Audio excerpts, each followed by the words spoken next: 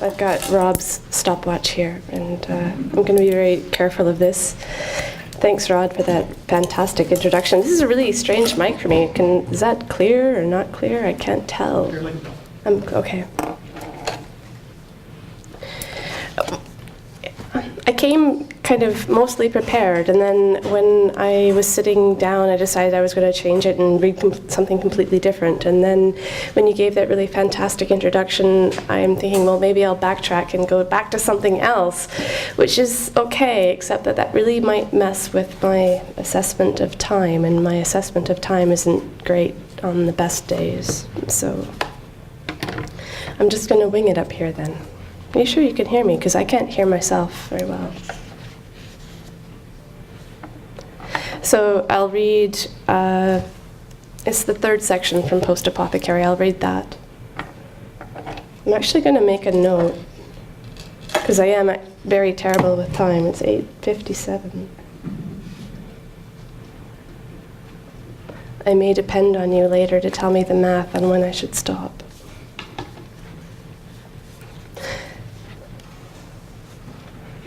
This section begins with an epigraph by Adrienne Rich, which is, she is one of my favorite writers. If this is where I must look for you, then this is where I'll find you. Phantasmagoria. Buzzing overhead, stark-wired, up there. His hanging light scalded hum. Car-struck hind flank, flame-swept staghorn sumac, lost bee swarm, burr hole. His scalpel in through the left eye and up to a frontal lobe, the static arc from the empty chamber of his heart, her house uphill, her unmade bed. Augury of crow before trepanning, or scintilla of cinquefoil, sinew stretched. Before bone burrow, new bit between her teeth, needle in her upper lip, at a second in her vertex of her scalp, until her burnt tinge of mothball, a locked door, behind or in the darkness of a crawl space to a briar patch. If her bed was already empty when the worm twisted and twisted under wet gauze, ate all but for her live flesh after his footsteps came upstairs. Nettle whip to a muscle twitch and a kick, or her jaw clenched in trismus to a salt lick blue, until a catatonic hum and a switch clicks and reflects her cornea lacking. Flit of lid, eyelash, eye stroke, wet oubliette hole filling in, catacombed where she half slept, unwatched and bleach drunk, I, clasp an ivy strand of hair, a penny from the wall. Twined, trust, dilated, light blinded by the lift of a keyless latch. Floor pressed and false sucker numbed, an incubus susurrates with a red apple and an open palm. She unswallows him. I in relation to, I in a different way, I in whole or in part, my sugar cube in her mouth keeps his taste away. Black-eyed Susans, meadows of, no, there was wind and there were waves of, yes, she remembers a lake, a cold lake, a creek to a lake, no, it was a runnel of eaves, yes, it was cold under the eaves, no, it was cold under water, yes, there were waves upon waves of cold, and she was swimming, and she was swimming, and she was swimming, and she was swimming away from the shore. Clamoring bush blind, bluffed by hush breath, huffing, his punch drunk throat scent, or underside, bare skin, stroked along a cut line, unbeckoned, slack-sashed, kneeling with trickles of shame sweat, or snail slime. Not her lush rustling, but briar body, raw and unsnugged, clambering unbuttoned, murk stumbling from legs blade ferns, lax bracken, lapsed halothane, halcyon, her chloroform-stained summer.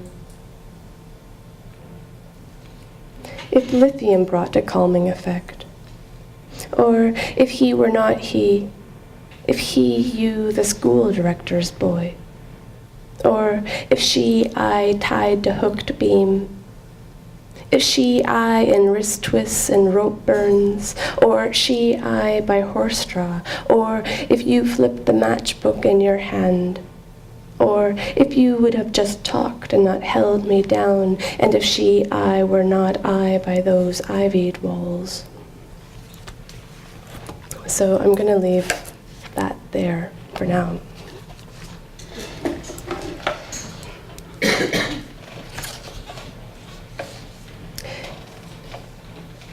Eclipse the eye. I think I'm going to get my water back there.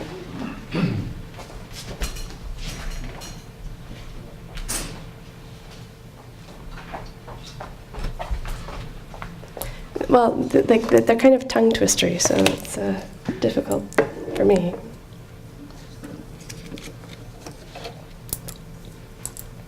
So I thought maybe I would read 2 very short new poems and then read a section from a manuscript that I've been working on.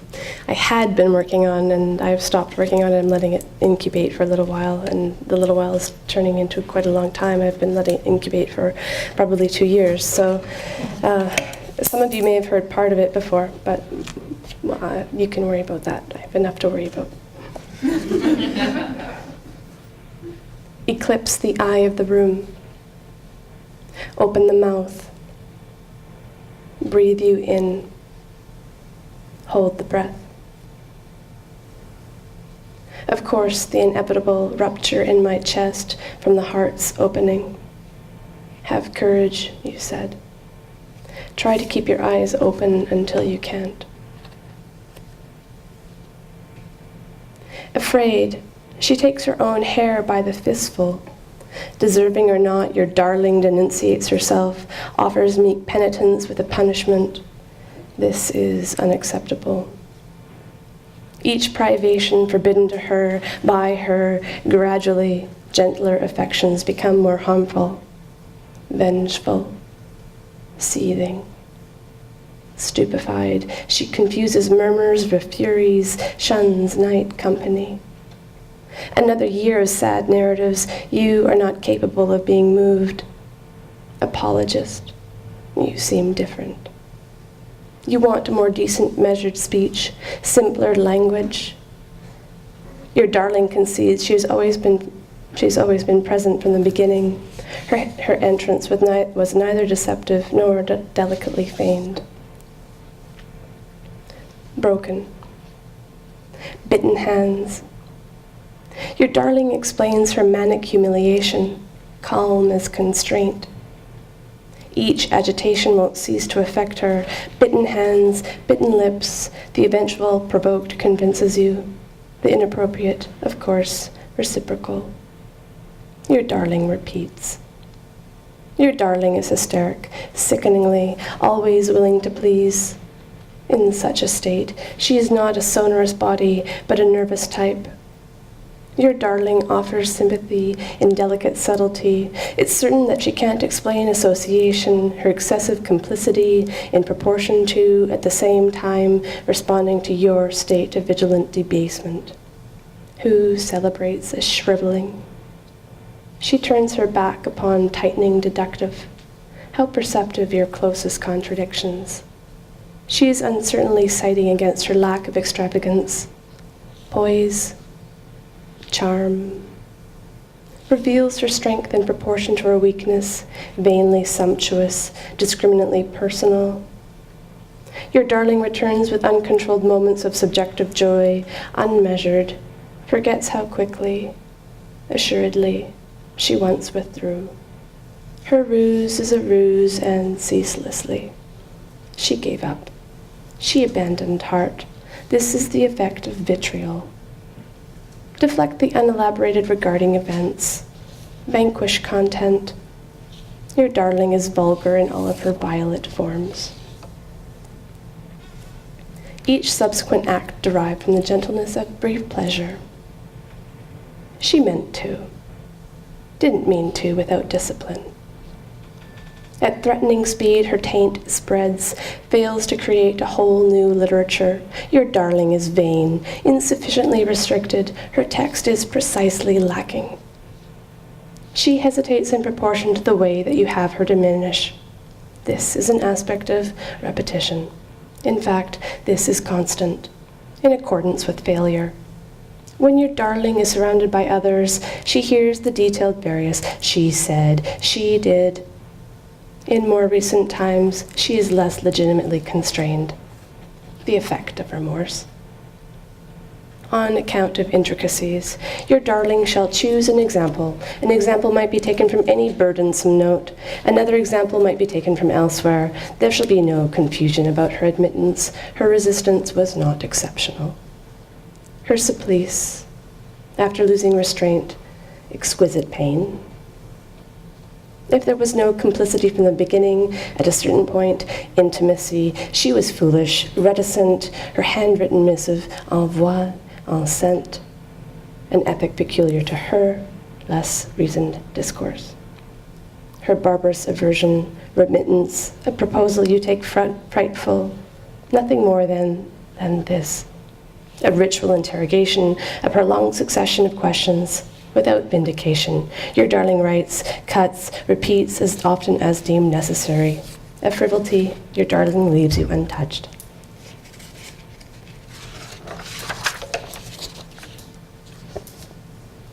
Dissipate the cherished at an astonishing rate, apropos of the villain. You were born out of nothing, no background, no origin, in a double sense, no story, still, promenade, monotonous. Rescind the intolerable, then make distant. Render your darling docile. In the strictest sense, efface her. Lower yourself with means you consider disciplinary. Your ever closer gaze, your penitence. Sorries compulsory, accumulated, reveled less compelling. Take back with your hands what you gave with your mouth. Arbitrary, strict punishment. Chamber walls, ghosted letters, I abhor you. A villain, a victim. You will not be motivated by love or fear or the prospect of, hitherto, therefore, recognized, brought to bear. Your darling shall learn to be more prudent. She carries associated moments, divisible into as many portions as lacks neither the desire to repeat, nor possibility, above all, a necessary consequence. Fear as guise, vaguely peculiar, notoriously illustrious. At this moment, the forbidden is doubtlessly abrupt. You shall never call her by her name, your darling clandestine. Such lines are not possible unless, of course, they are anonymous. Continue to writhe, for there has always been curiosity, strict inquisitions. You are insidious in questioning, where have you been, who with. You're permitted versus that, unbidden, unexplained. Lenient, suffer the subtle, that was why, that was unlamentable. Such is the effect of conviction. As if the encounter took place without you, denial of the witness, the absolute privilege of knowing, impossible. There is no identity of even you, accuser.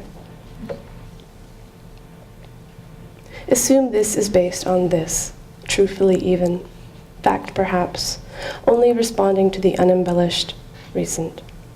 You find this difficult, more restrictive, roughly speaking, diminutive. Punish with the attenuated, wretched complicity. Your proclivity for tolerance shall break her down, brocade her. Indulge in tenderness. It is false. It is an ordeal, the most atrocious form. You began with love, unfailing, meticulous, intended invariably. Love has always involved a certain degree of pain in that constancy. the possessor never explicitly admitted or denied, nor alleviated. The discreet that lasts only a moment becomes vengeful. The morning before, the decline, the spectacle, your hold on her body shall not entirely disappear. A privilege unaccorded. She was not so much, or not only, not in any way fundamental. She was rather, especially in service to your excess, or rather, for the most part, she was alone. When your darling thinks of it, when she was concerned with it then, when she believed in the meticulous awareness of sundries of detail, despair became her whole history. She had a lack of willingness, a lack of discipline, her crudest form. With the same insistence she is compelled, the tendency falls with a rigorous ferocity, perpetual. Bitten arms, bitten hands, each imposition accumulated a certain privilege. A catechism given willingly or by force, a little later, verified. You relegated her to her bed. You attached her true name. There, your darling remains, her body more constant than her mind.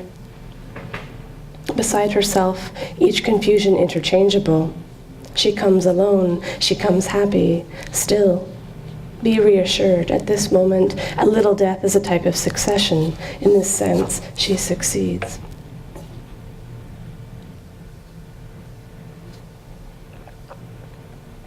This, then, is your countenance, dubious, the inessential written clearer, persuasive, necessary, cruelty, a lesson for her, a fable more fearful, full of vengeance.